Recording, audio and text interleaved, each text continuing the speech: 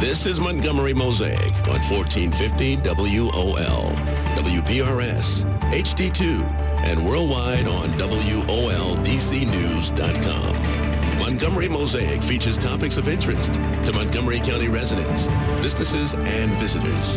Here now is your host, Deborah Milo. Well, good morning, Montgomery County, and thank you for joining us for the January edition of Montgomery Mosaic. I'm your host, Deborah Milo. I want to wish everyone a very happy and healthy new year. It's been a while since I've been on the air, but I'm back to bring you more information about what's happening in Montgomery County. But before we get started, I want to tell you a little bit about what's going on with the Montgomery County Dr. Martin Luther King Jr. Commemorative Committee. The committee itself and County Executive Isaiah Leggett want to invite you to a special tribute ceremony to honor the life and legacy of Dr. King.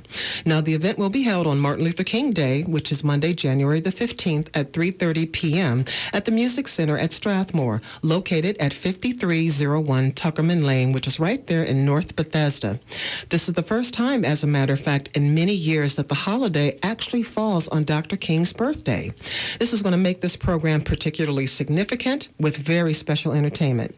To get tickets, they are required, but they're free, and they're only going to be distributed on site the day of the event, starting at around 2:30. So you do have to be in line in order to get them, because tickets will be on a first-come, first-served basis. However, if you want to get more information, visit www.montgomerycountymd.gov/human rights. That's www.montgomerycountymd.gov/human rights. Okay, on today's show, this is going to be a very interesting show that I'm looking forward to doing. We're going to talk about a topic that has become very popular in the media over the past several months, and people everywhere are asking lots of questions. And you know, we here at Montgomery Mosaic, we pride ourselves on being able to educate you and to inform you about what's going on in our community. I'm talking specifically about the medical cannabis dispensaries that are opening in Maryland. And here to share his expertise about that is Daryl Carrington.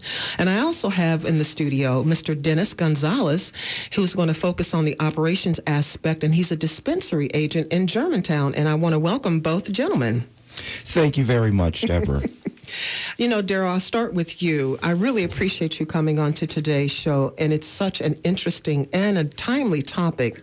And as much as I want to, delve right into the subject matter, will you share a little bit about yourself and what attracted you to work in this arena? It's more like advocacy work, the way I see it. Well, thank you again, and I really appreciate Montgomery Mosaic being willing to take on and educate your residents about this very important program.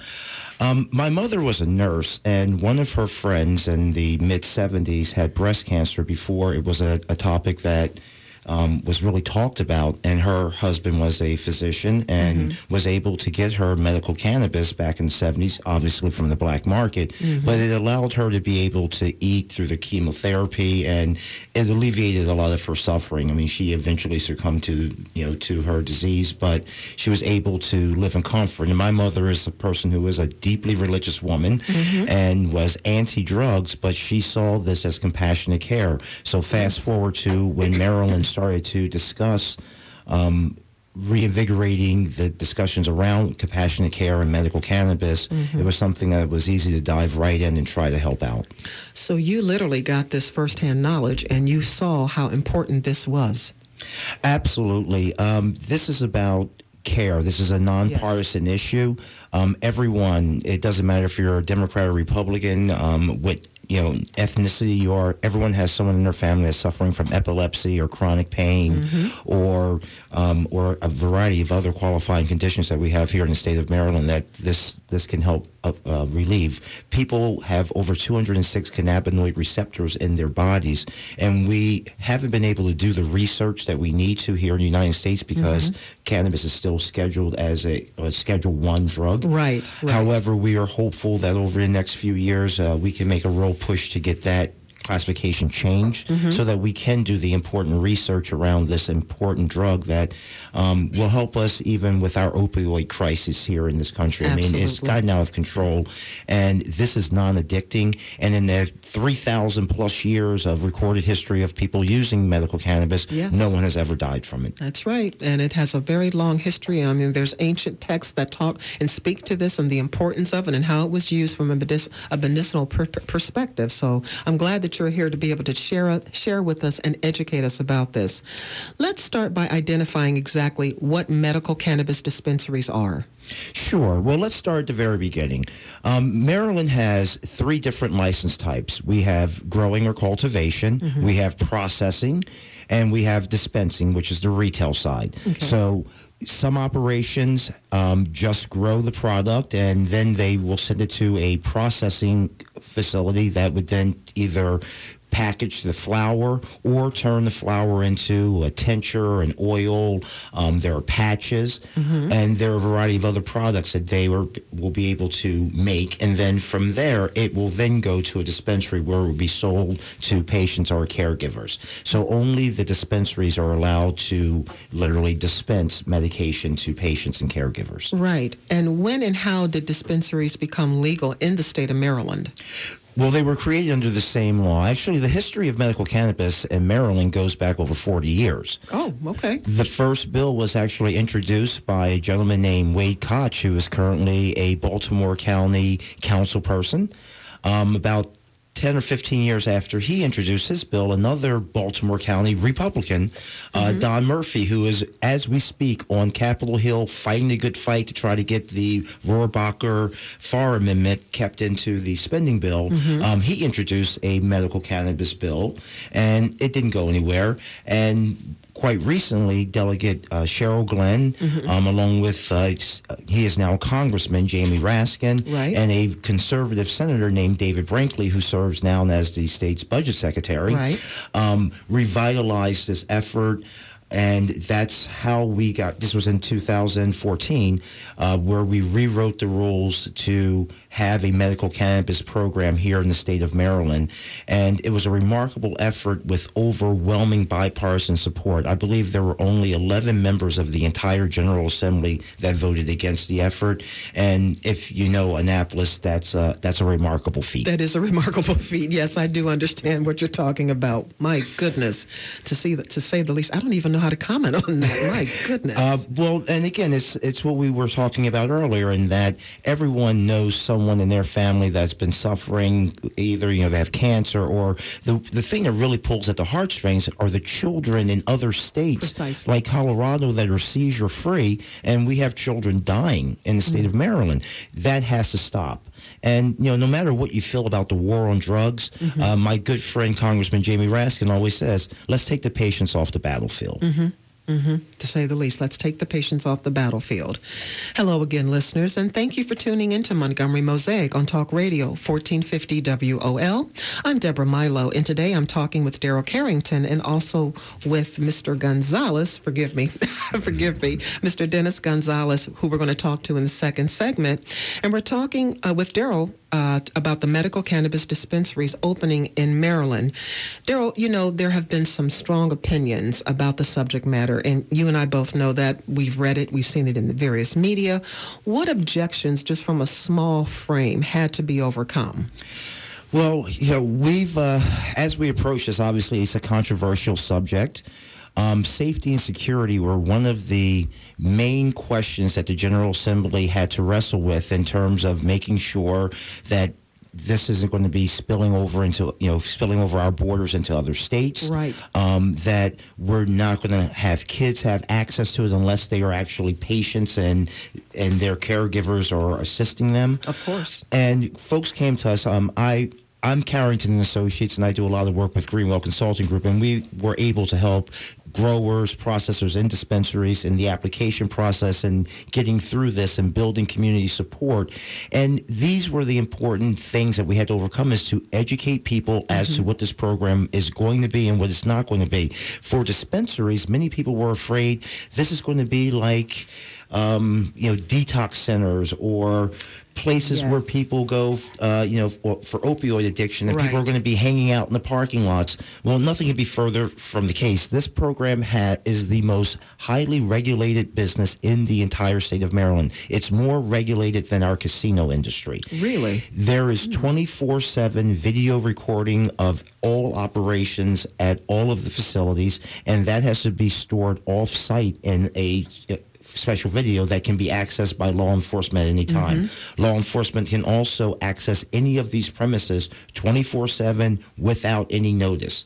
So the security of communities and the safety of our patients and caregivers is paramount. All of the dispensaries have security. They have you have to be a patient or a caregiver to be able to go into where the product is stored. Right. So, and we also have vaults in which we store our products and in cash overnight. So even if someone broke into one of these dispensaries, the most that they may get is some type of paraphernalia, or they can steal a computer, or maybe break some things, but they will not get any access to product or cash. It's more secure than your bank. So to say that the protocols are stringent is an understatement. It's a major understatement. As I said, there is no industry in the state of Maryland that has to open itself up the way that this industry has had to comply with the regulations that the state put forth. Now, here's a question that I had, and it may be my own naivete. Why are they called medical cannabis dispensaries instead of medical marijuana dispensaries? I'm really glad you asked that question, Deborah. We've really worked hard here in the state of Maryland to educate folks on the science with medical cannabis, and we don't use what I like to call the M word. The M word came about really during the 20s and Prohibition, during the reefer madness period in America. And it really was derived from, believe it or not, DuPont created a product called nylon. And at the time, the only competition for nylon was hemp. Right. We use hemp for everything, for rope, for clothing. The Constitution was written on hemp paper. George Washington was a hemp farmer.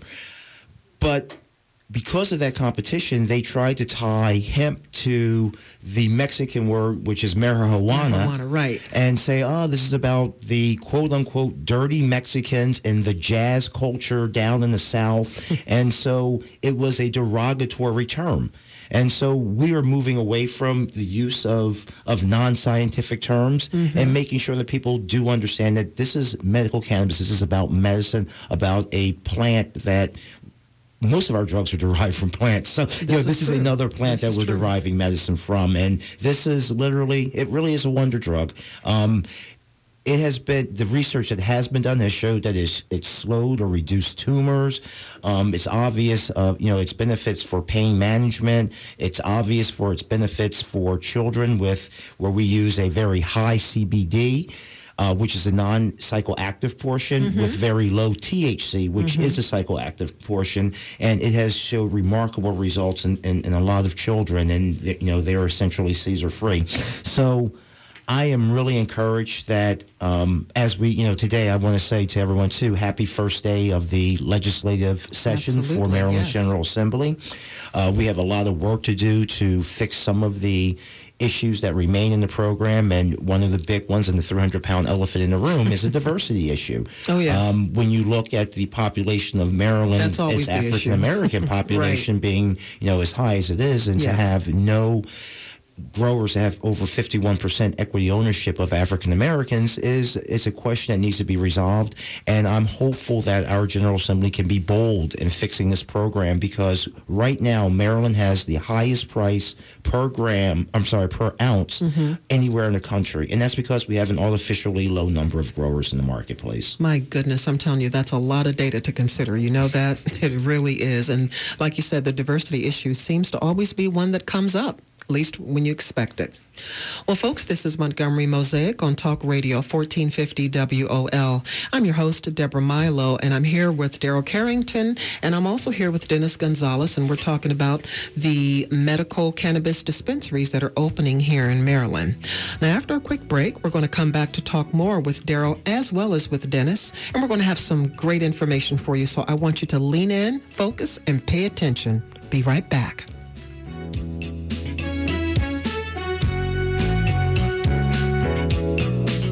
attention. Be right back.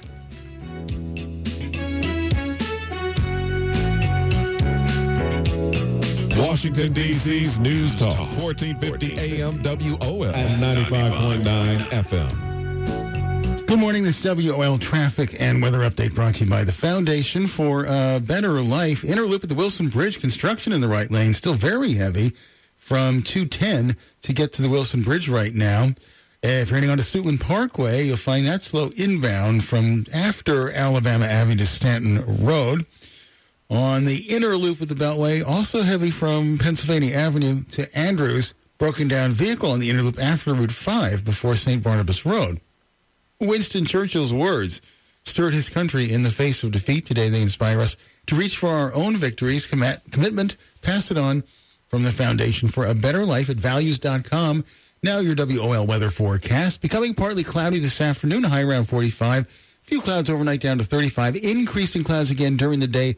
Tomorrow, maybe a late day shower and a high near 53. Steve Hirschhorn for 1450 AM, 95.9 FM. WOL, where information is power. County friends, welcome back to Montgomery Mosaic on Talk Radio 1450 WOL. I'm Deborah Milo, your host. And we're talking to Daryl Carrington. And also I'm happy to introduce Dennis Gonzalez about the medical cannabis dispensaries that are opening in Maryland. And Daryl, before we kind of took a break, we were talking a little bit about, I wanted to go into how the dispensaries are set up and talk about the operations are managed. And I know that, Dennis, you can speak to that as well from the day-to-day perspective. But, Daryl, we'll start with you. Well, yes, Deborah. Dennis Gonzalez is with one of our firm's clients, Bloom Medicinals, which is located in Germantown.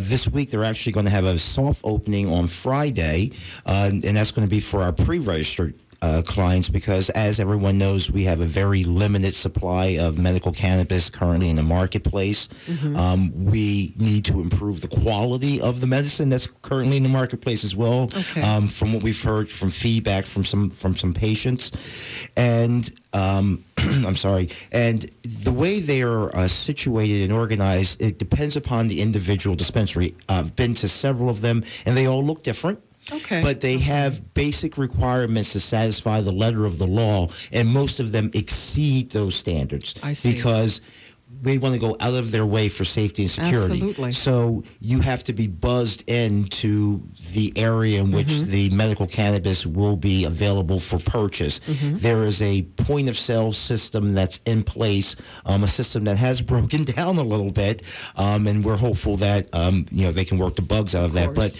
the point-of-sale is done, and patients are registered in a state system, and so that it doesn't matter which dispensary they go to, there will be a running tally kept of how much product they have gotten. Oh, I see. Patients in Maryland can get up to 120 grams for a 30-day period. If they need more than that, their doctors can petition for a greater supply. But then it's recorded every time that you come into a dispensary how much product your patient or caregiver is getting for that particular patient. Again, stringent protocols. Exceptionally. Exceptionally. And let me also add, Deborah, the thing that's great, too, is that we actually have an educational component to our program. We are going to be doing data collection so that we can actually look at the efficiency and effectiveness of the program. Is this medicine assisting this person with their particular illness? And that's why there has to be a close relationship between the patient and their doctors in terms of making these recommendations for them to get medical cannabis. Of course. But, Dennis can speak more to the day-to-day operations of what the patient's experiences are when they come in. Dennis, I want to talk to you about that. Talk a little bit about what your experiences have been on a day-to-day from the operations perspective. Hello, Deborah. Thank you again for having me. My pleasure. So let's see. On our day-to-day operations, it's pretty straightforward. The patient comes in, they sign in. If it's your initial visit, you're going to need to have your Maryland State ID number, or you're going to either have your MMCC state card. Okay. All right. Now, the MMCC state card is optional. I know there are lots of dispensaries out there that are currently just going with the 16-digit ID number, and that should be perfectly fine. Typically, you only register that one time when you come in. After that, you would just need to show some type of state state ID. Then after that, they would put you on some type of waiting list, some type of queue, and then the dispensary agent would call you to the back. Once the dispensary agent calls you to the back, you guys kind of have like a one-on-one, kind of get to know you a little bit, ask you what your exact needs are, so that way we can best give you the best medication for you. Oh, so that's how it works. Okay, then. So again, I can't emphasize enough, Daryl and Dennis, there are serious protocols in this process to ensure that patients are being seen appropriately. And that's what it's all about. Talk about where the product comes from, Daryl. Can you speak to that? Sure. Again, as we were talking about earlier, we have growers and processors, and some of our growers and processors, they're vertically integrated, where they have the grow, they process, and they have an off-site dispensary. There's kind of an old written rule in the growers world in which you don't show your grow, and I think that's really good for safety and security perspective as well. Is to grow and process in one location, but dispense in a completely separate location. Oh, absolutely, yes. Away from that production, and so dispensaries can only receive their product from licensed growers and processors here in the state of Maryland, and as you said, highly regulated. Yes, there is a chain of custody that rivals any other industry. We rival the pharmacies kind of in that regard. Right. And I think Dennis can speak to how the product deliveries are and the like that he's seen. Correct. You're absolutely correct. It is going to be very regulated. I can tell you from my personal experience when I've gone to dispensaries, they'll be able to pull up what you were purchasing on your past visits. So I think everything is going to be tracked going forward throughout the state. As far as receiving product, it's really going to happen at random. They'll kind of give us a scheduled delivery date. Typically, it'll happen in the morning or in the afternoon. Everything already comes prepackaged. So I believe the minimum is going to be packaged is around an eighth. So 3.5 grams and going up is typically what it gets delivered by. Wow. I'm telling you, this is so much information to take in, but I can't tell you both how I'm glad that you're able to educate the Montgomery County community so that they have a clear understanding as to how this is going to work. County friends, if you've just tuned in, welcome to Montgomery Mosaic on Talk Radio 1450 WOL. I'm your host, Deborah Milo, and I'm glad to be here today to talk with Daryl Carrington and Dennis Gonzalez about the medical cannabis dispensaries that are opening here in the county. I want to shift a little bit of the focus for a minute here, Daryl, and talk about patient access, because it's a very key element as to how this works. How can patients find a doctor who's going to be willing to prescribe the medical cannabis? Well, if they come to Bloom Medicinals and they first and foremost, they can come and contact us at Bloom Medicinals, and we are working with Green Docs. And they are able to see patients and then be able to make a recommendation based upon the set of qualifying conditions that we have in the state of Maryland. And I'm actually very proud to say that Maryland has probably the most comprehensive list of qualifying conditions anywhere in the country. And we have a mechanism in the law which allows us to be able to add other conditions that we may not have thought of through a process in which physicians can petition the commission directly for their patients if, as I said, if there's something that's not currently on the list. And through regulations, we've even been able to add post-traumatic stress disorder. And that makes me think about on February 17th, between 6 and 8 p.m., we'll have the exact location. We'll make sure that we get it in to you so you can let your listeners know. But we're going to have a veterans event sponsored by Bloom Medicinals because we have many veterans suffering all across the state. And, with Montgomery County and Prince George's County being so close to each other, and Prince George's County, by the way, has the most veterans of any place in the entire state of Maryland. So we have, we're thinking about compassionate care for the people who have defended us and, work for our freedoms. And we have to make sure that we support them and help them alleviate their pain. It's interesting. I want to kind of shift to the money question, as we all like to not talk about from time to time when it comes to anything to do with the medical community. What can patients expect to pay? Will it work similarly to purchasing other medicinal products from a pharmacy? Just kind of interested in how that's going to work. Sure.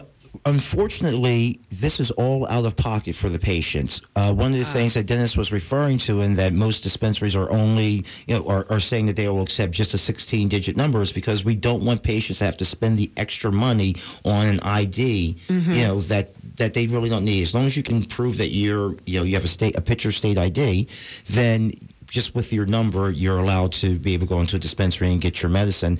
But cost is prohibitive. In Maryland, as we were talking about earlier, we have the highest price per ounce of anywhere in the country. Right now on the black market, you can get an ounce of premium cannabis from anywhere from about $275 to $440 or so. Right now, the average price for an ounce in Maryland is between $480 to $680. And what that is doing is keeping our patients in the black market. The whole point of this was to try to break the back of the black market. Instead, we're sending people to the black market as a result of this. And there's an easy fix. We have a list of people who are ranked 16 through 20. They were the alternates. They have been vetted, scored, and they've been waiting for over 2 years to move into the process. Let them in right now so they can at least have 365 days to get up and running and help to bring down this price point. Also, the General Assembly has an opportunity to add maybe 15 more licenses so that we can get a robust marketplace with good competition, and do it so that there's some type of a weighted score like we did in the casino industry, so that equity ownership for African Americans can be counted at a higher level, and so that we can level the playing field and make sure that this program and its equity ownership is reflective of the great diversity of our state. Daryl, that is everything that you said has been very important, but that probably is the singularly most important thing that I have heard in the discussion about this, no matter where I've been, making sure that there's equity and that there is a level playing field for everyone. Because at the end of the day, that's what it's all about. It's about the compassionate care and patient care. Is there anything else before we wrap up today, Daryl, that you'd like to share with our listeners? Please make sure you're also contacting your U.S. senators and encouraging them to support the Rohrabacher Amendment, because that is going to be the only thing we're going to have to save us from the Attorney General. He's out of step with his own party even. Yes. And as I said, this isn't a partisan issue. This is about compassionate care. And 28 states in the District of Columbia, I think they've gotten it right on medical cannabis. Thank you so much for covering this important topic. Daryl, my pleasure. Dennis, it's been great to have you here. I can't thank you both enough. County friends, I'm afraid that's all we have time for today, but I'd like to thank my guests, Daryl Carrington and Dennis Gonzalez, for taking time to come talk to us about the medical cannabis dispensaries opening in Maryland. And listeners, as always, thank you for tuning in today. Now tune in again next month for another Montgomery Mosaic on 1450 WOL, WPRS HD2, and of course worldwide on WOLDCnews.com. Till next time, be kind to each other and make every day count. Bye for now.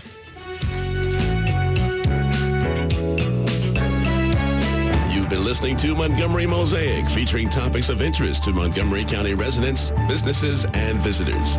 For more information or a copy of the show, email publicinformation@montgomerymd.gov or call 240-777-6507. Be sure to tune in at this time on the second Wednesday every month for Montgomery Mosaic on 1450 WOL, WPRS, HD2, and worldwide on WOLDCnews.com.